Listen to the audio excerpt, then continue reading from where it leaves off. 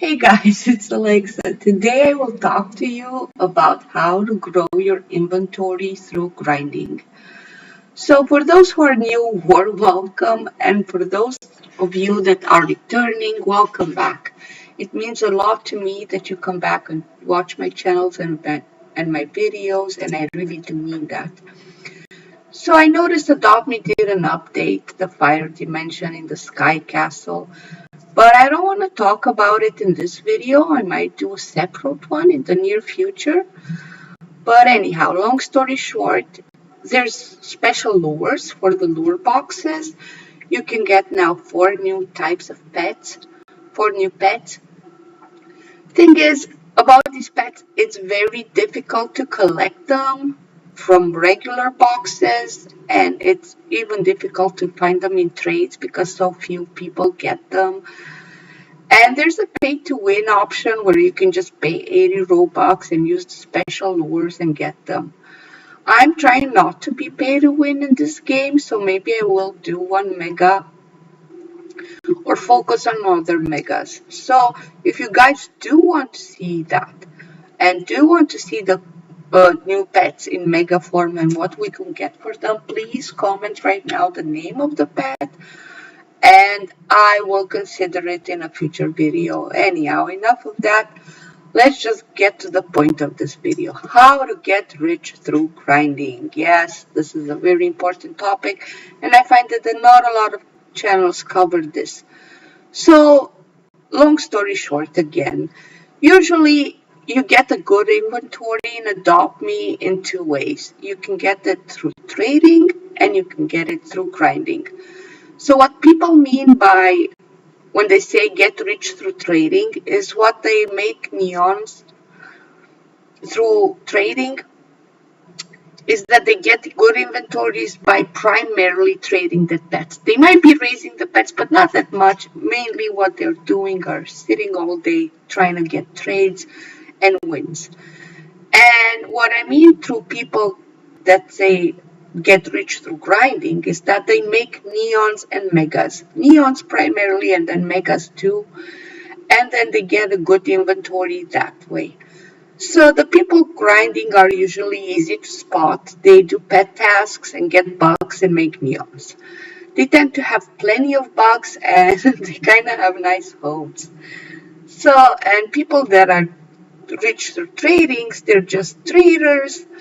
They have usually small and tidy homes. They don't use it much. They sit in the center of the town all day or in trade chats and or in websites for tradings.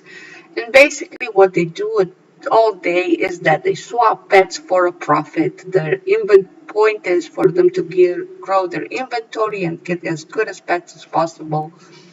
And they do it all through trading. So you can use any of these two strategies and keep with it and you will have a rich inventory. So no matter what path you choose, grinding, trading, it really doesn't matter. Just pick one. Pick the thing that you like doing the most in the game. And consistency is key here, guys. If you keep at it, you will get a good inventory.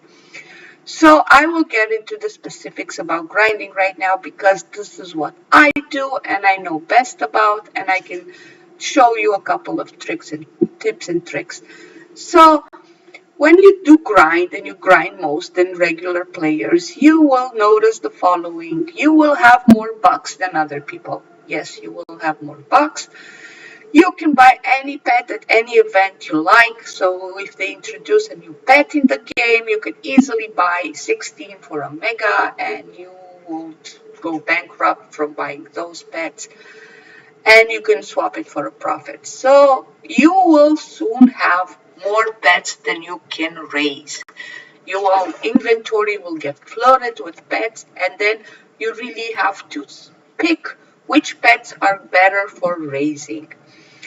So that's the reality of a person that grinds in the game. Now when you have these many packs and bucks, you will want to watch out for a couple of follow-up things. So pets that just released in game are considered hot pets in the first week that they are in game. So the first couple of days there's a sort of race going on can make the megas and neon faster. It's also the point of the game where your pet is more valued. This is as highest value as you can possibly see for that pet. Unless, this is big unless here, that it's a pet that raises value over time. So basically what it looks like is that this is the point where you want to trade your pet. So if you can do that, do that. This is my pro tip advice number one.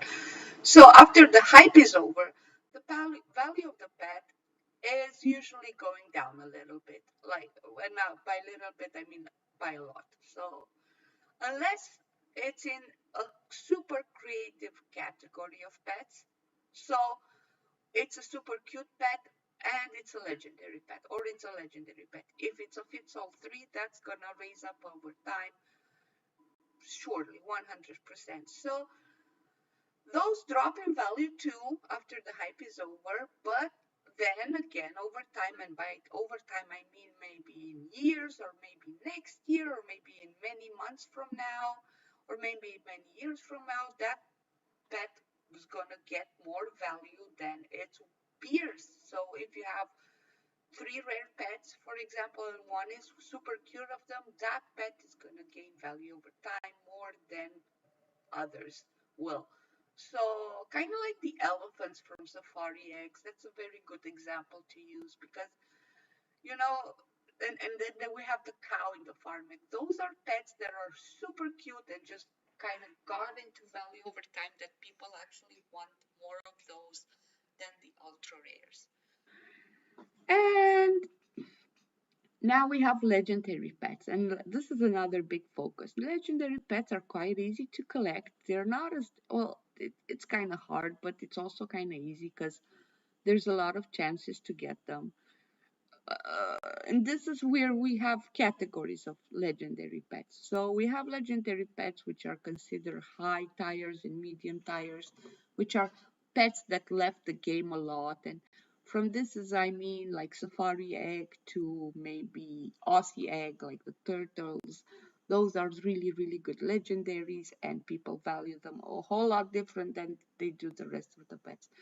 And then we have the other legendaries. We have uh legendaries that are mid tires, and then we have the most of the legendaries that are kind of good but have been in the game too long or something like that. So there's a whole different categories on how people treat legendary pets. Some are more special than others, especially if they cost Robux and are hard to get. Those are the legendaries that people like growing value over time, kind of like the diamond butterflies used to be. Those are really, really grew up in value, or the black pheasants. Like, yeah, those are the legendary pets that are really good. And then we have some of them that are have been in the game forever, like the unicorns, and they have been in the game forever. They're harder to get right now, but at the point the game was flooded of them and everybody has. And but they're still super adorable, so people kind of like them. So there's like a lot of value when it comes to people how they see legendary pets. But that's a big focus of the game. So other than the hot pets, you should probably pay attention to the legendary game. So they're quite easy to collect, most of them, because we have like over 100 at this point in the game, and most of them aren't super rare. They're rare, but not super rare, so you can get them. So you can, so like, if you can make a neon legendary pets that currently in the game right now, I would advise you to go for that. If you can't do a limited pet, then go for a neon legendary. So I've noticed a lot of people in the game have a dream pet as a cow, and if you have that for a dream pet, you don't have one in the legend in the inventory right now, all you need to do is make a legendary pet, and then you can get a cow. It's that simple, and you don't have to beg for anyone. You don't have to see 1,000 videos from a certain YouTuber to get your dream pet. So, uh, just make a neon legendary pet, swap it for a cow, and this is all you need to do to get your dream pet.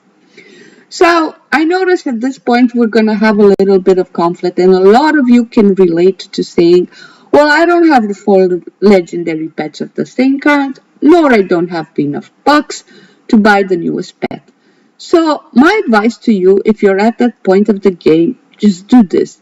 Make neons of whatever you have. It doesn't matter. If there's a new egg out, hatch and try to collect four. Raise any pet you have, anything from your inventory that you can have. So even if you have a cat, raise it to full grown. People will give overpays for full grown pets. They will give a lot, especially if they're trying to make a neon and they're missing one and they find one that's full grown, they would overpay a lot just to get that. Also, it's like trade the full growns for profit, and even better, try to trade them intentionally for pets that you try to make neons of. So if you have a full grown cat and you have 3 rabbits in your inventory right now, what is best, try to trade your full grown cat for a rabbit, and people will do that trade, and some people might not want to do the neon rabbit and have spare rabbits in their inventory, and then you can get the fourth pet that you actually wanted, and then you can start raising that. By the time you make a neon, you will probably have enough money to hatch 2 or 3 eggs. So this is really good. So just raise any pet you have. This is the grinding way to go. It might take a while, it doesn't matter. The point is you will get there with consistency and not really speed or anything. Like slow and steady wins the race. Do as much as you can in your spare time. And then you have the other type of people that are viewing this channel, and those are the kind of people that already have money and they have pets and they have lots of pets and they don't know what to raise. So for those people, I would say just go for the pet that you have 4 of and or 16 of. So pick one and stick to it and just raise it. Get it done. And usually I go for mega legendaries. So if I have 16 of legendaries in my inventory right now, I will do 16. I will do a mega legendary. That's priority number 1. People value those a lot. You can get really good offers for them. Then the second I choose is making ultra rares. Sometimes ultra rares are very, very special and they're just worth as much as legendaries, especially if they come from famous or very hyped events like Christmas and Halloween. So ultra rares, then you do 1, 2 of those and you can swap them for neons. So it's and you can swap them for missing legendaries, which you need for neons and megas. So very, very good to do. And they don't take as much time as legendaries. They still take a little while, but it's not as difficult to do as legendaries. And you can get really good trades for them. And the third pet I want to mention is the hot pet. So if there's an in-game pet for 2 weeks, make a mega of that fast. It will bring you a lot of profit really good. So either make it or just decide not to make it. One of the two. But just take one decision and stick with it. Hot pets are really good. They can give you a lot of, and it's something everybody at that game, playing the game at that moment can do. Just get one of the special pets, the pets that have been in game for 1 or 2 weeks. It doesn't matter the rarity. Sometimes they're super cute and they're uncommon, rare, or common, and they still get a really good values if you do them fast. And if you can get doing commons fast, and you can do that. So you can either raise a favorite pet. Some people I noticed use this strategy. Maybe take one favorite pet and play with it, and you can set up a goal for yourself. Like say, I want to collect 20, 30K bucks. so I can play in the next big update with limited pets, and then you can just play with a pet, with your favorite pet, and pet it and be all cute with it, and you can just then save up age up pots, and then when a new pet is released, you have already the bucks to get it, and you have saved up all these age up pots, and you're prepared to get a really good, amazing offer in the first weekend after the pet appeared, and everything's good, and your inventory is growing, and you feel super good about that. So right now, those are the kind of situations. So yeah, focus one would be legendary pets, and then ultra rares to make neons and uses ads. Ultra rares really good, and then the limited pets that are in game for 1-2 weeks. Those are the special pets everybody puts focus on, likes, and you and are easy to trade. So after you make your neons, you decided that either you're gonna raise whatever you have in your inventory, not poor, but like you have a small inventory and you don't have the confidence and you kind of gave up and you don't want to grind, then I suggest you try trading if you're that kind of person. But if you do want to grind and you want to get bucks and want to have a lot of bucks in Adopt Me and a lot of pets, then grinding is very very profitable. So I'm gonna give you a couple of pro trading tips also after you make your neons. So good places to trade the neons. So you have Discord trading servers. So as you guys are grinding and now you have a couple of neons or megas, you normally want to get the best deals for them.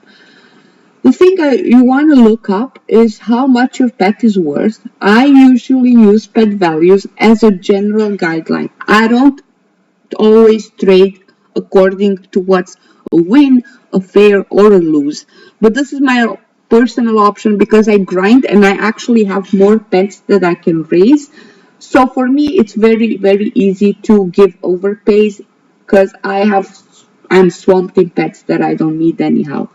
So that's really good. So honestly, and the traders, like the people that are using all their time to trade and grow their inventory, mainly from traders, and they want to get your pet for as low as possible. So they want to get your mega for as little as they possibly can offer, and they put in an offer. A lot of them are trying that. This is how they get rich. I don't blame them. It's just that you have to follow your best interest at this point and not give your pet for lower than you're expecting. And in no circumstance, do not do a trade that you are not happy with. Also, beware of scammers. At this point, this is the person that grinds, doesn't have that much experience with trading. You're going to get into a lot of trading. People will spam links. Do not click those links. People will try to give you all sorts of deals, and don't just put your pet in the window, and if they hit accept, fine. Watch, take your time. Do not be in a hurry. Some are people are trying to scam you by hurrying things. Do not do that. Just take your time. Make sure the pet you're getting, you're 100% completely happy with. It's more important than just, I don't know, getting a trade for win. You're not a trader, you're a grinder, so you have to be happy with your inventory. You have enough, more than enough pets not to count it as a loss anyway. So just get the pets you're happy with, or you are aiming to make the next mega or neon from. So the second resource I want to introduce you is pet values. So try to look for trades in other places than regular servers. And you can get pet values. I'm gonna show you in just a minute on the screen on how to actually offer for a pet, and how to